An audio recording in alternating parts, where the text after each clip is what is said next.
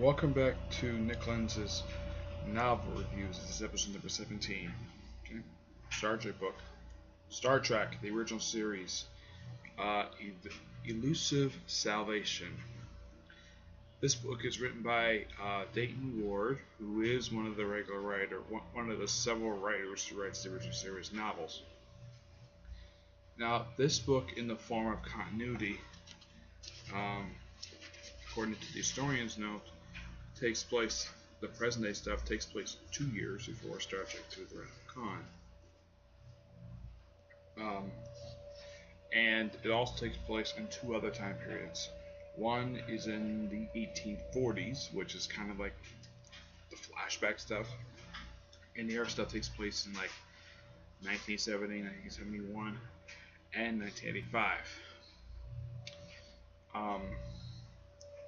And Roberta Lincoln, who's from the episode Assignment Eternity, comes back in this, and it they do reference the last time they met, which was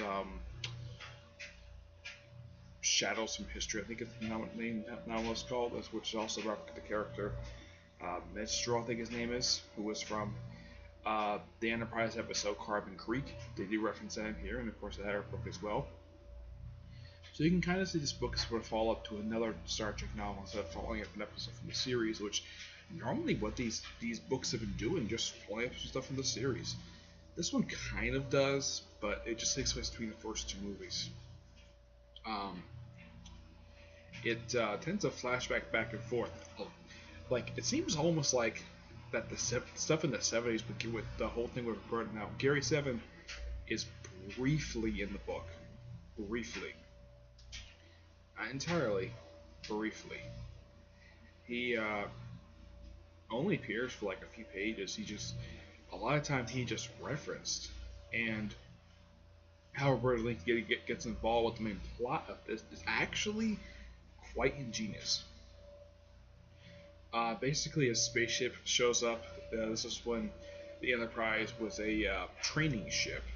I have no idea why in Star Trek they decided to make the original Enterprise a training ship.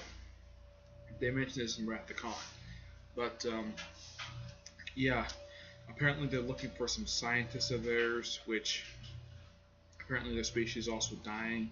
And also their species, their system, is basically just in the outskirts of the Clean Empire, basically an area where it doesn't control either the Clean Empire or the Federation.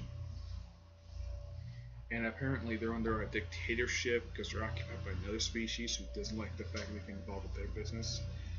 Yeah, despite the fact that the people who they subjugated are asking the Federation for help.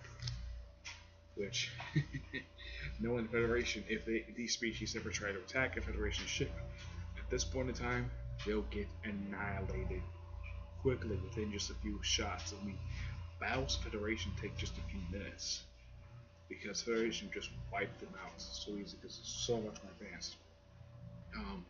How Roberta Lincoln gets involved is how Kirk says that they can travel with together when they go back in time.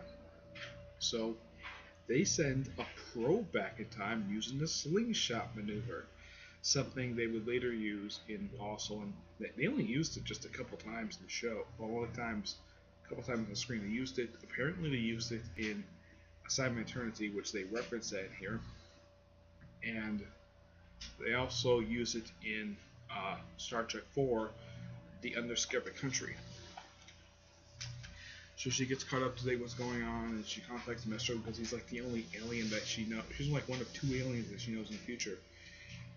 That she's one of like two Vulcans that she knows. Of course, I don't know she's Spock, and of course, also in that book, last time she showed up, she actually went to 20th century, and in here she does.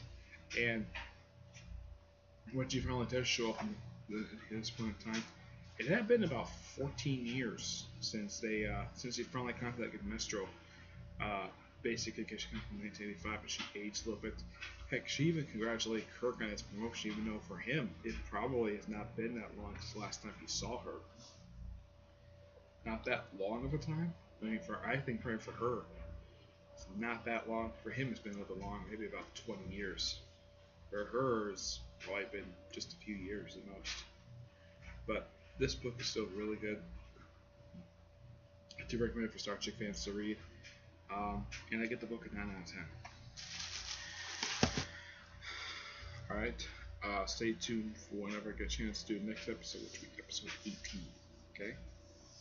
Till then, see you there. Bye.